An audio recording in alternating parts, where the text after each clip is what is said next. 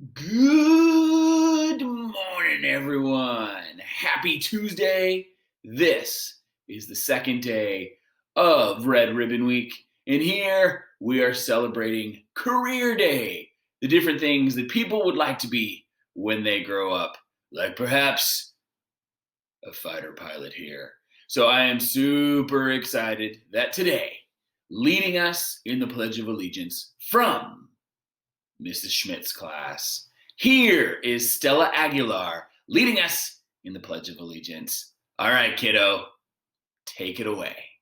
Good morning, my name is Stella Aguilar. I'm in TK, Mrs. Schmidt's class, and will everyone please stand and join me for the Pledge of Allegiance. And take all hats and hoods off, and raise your right hand over your heart.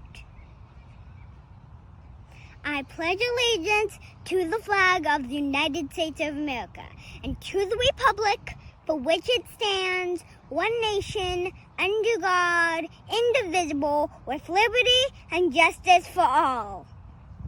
Okay, our read aloud for today is an awesome one. It is called How I Met My Monster, and it fits so perfectly as we gear up for our big Halloween finish. Enjoy. How I Met My Monster.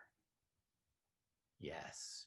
Is there a monster under the bed? We shall see. By Amanda Knoll and illustrated by Howard McWilliam. All right. Here we go.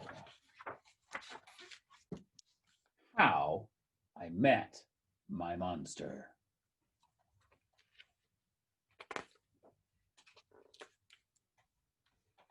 One night, when I reached under the bed for my truck, I found this note instead.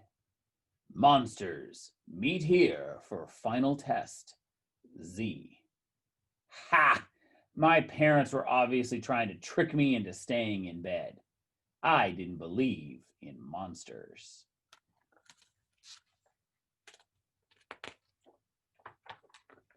So I crumpled the paper, grabbed my truck, and zipped over to my garage.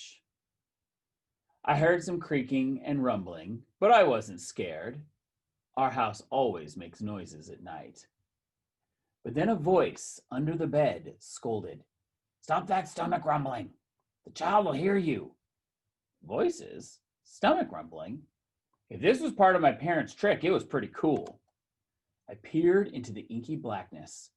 5 pairs of eyes blinked back. "See? Now he knows we're here," the voice sighed.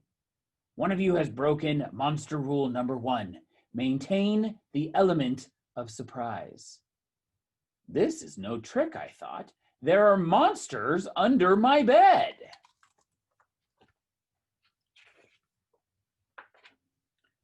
A long-necked yellow monster slid out, followed by 4 little monsters.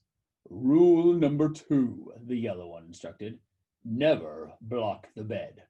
All of you, scoot over." Hey, I realized, that one must be their teacher. I sat up straight, mesmerized by the monster parade shuffling across my bedroom.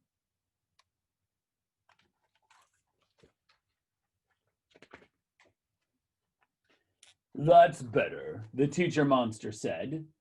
"Access to the bed is clear now. Who knows rule number 3? The purple monster teetered on his tiptoes and gurgled, "Get the child into bed." "That's correct, Genghis.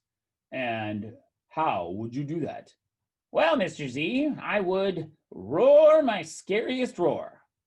"All right, give it a go." Genghis took a deep breath, opened his mouth, and let out a tiny blurp. Stomach rumbling would have had a better chance of getting me into bed than that funny little noise, I laughed. "The child is right," said Mr. Z, shaking his head. "That was not sufficiently scary, Genghis. I'm sorry, you're not the best monster for this child." There was some creaking as Genghis slunk beneath the bed.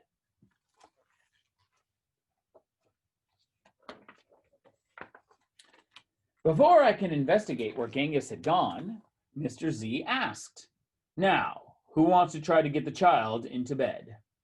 The orange monster looked at the ceiling, and the red monster looked at the floor. Only the green one looked at me. First, he stared at my toes and started drooling. Then he took a step toward me, and I heard that rumbling noise again. I sprang into bed so fast he couldn't get my feet. Mr. Z blinked. "Very unconventional, Gabe. Your stomach gurgles seem to be what this child needs." What I needed was to make sure this little Gabe monster didn't eat my toes.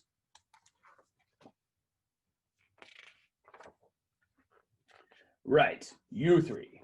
The child is now in bed," said Mr. Z. "As every monster knows, the ultimate objective is rule number 4. Who can tell me what that is?" The orange monster bounced and squeaked.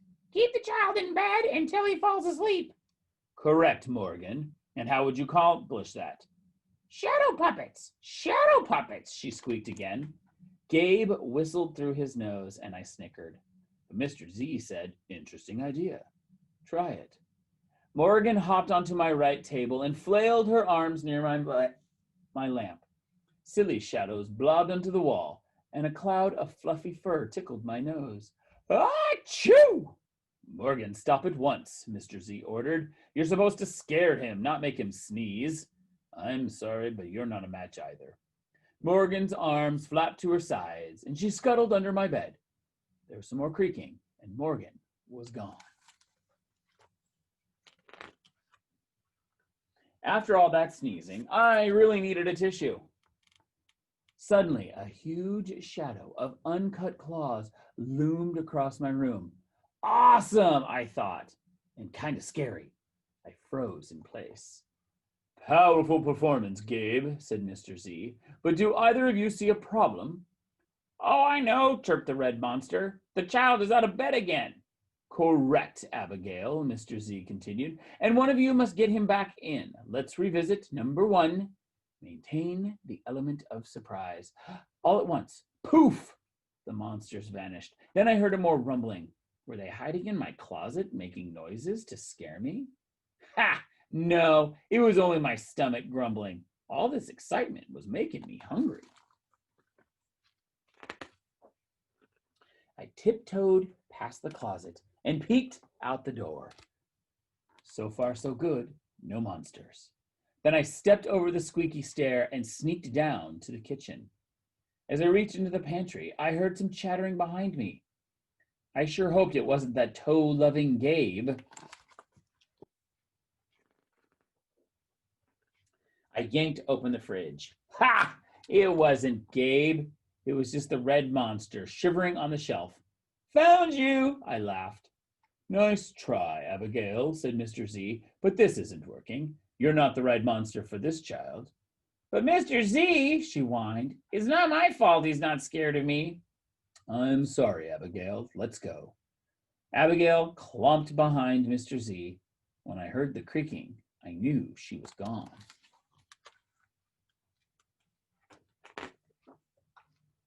I grabbed some crackers and headed upstairs, wondering if Gabe was gone too.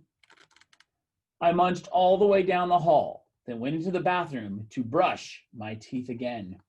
When I opened the door a minute later, Gabe was definitely not gone. He was right there, and he was huge.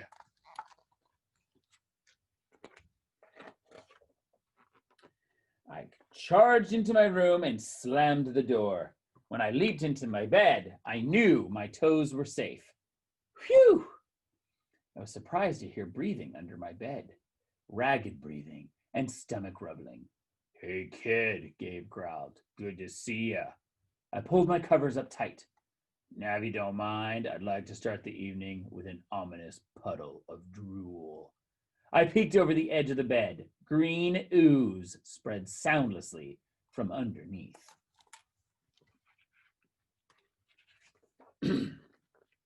Then the bed quivered as Gabe unfurled his spiked tail. "Well, this looks quite promising," Mr. Z noted. Then I heard some more creaking. I knew Mr. Z was gone. I was alone with Gabe.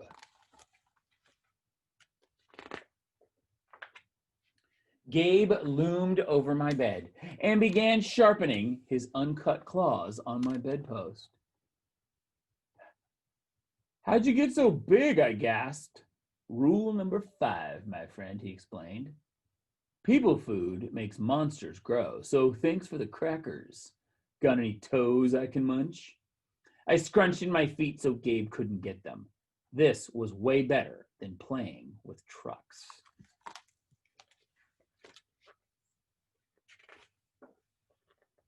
No toes tonight, but you can have this, I offered, tossing a stuffed monster off the bed.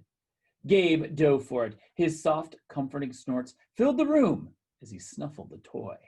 I shivered.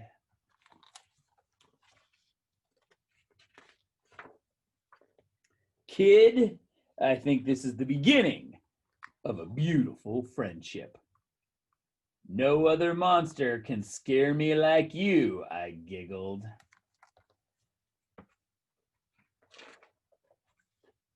Gabe was the monster for me. His snorts and ooze were perfect. I yawned, then shivered again. I was asleep in no time. The end. All right, I hoped you loved this reading of How I Met My Monster.